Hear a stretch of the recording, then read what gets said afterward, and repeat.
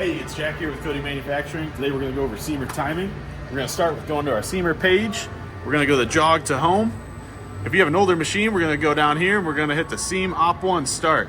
It should be 38,240. All right, after we've jogged to our home position, we're going to go up here. We're going to take our cap off the top of this bearing. We got a number 1 mark here. It should line up with our notch in the shaft up top. What this position is based off of is if we open up our door to the seamer here, we got a line etched in the top of that cam plate. And that bearing should line up right on that line where it makes contact.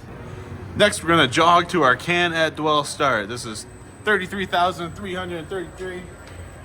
What this position is based off of is we have this little corner where the seamer screw comes down and it makes a sharp slant towards the base of that transfer plate. If we cut that screw in half, we want that to be right at the equator. Thanks for tuning in and checking our timing today.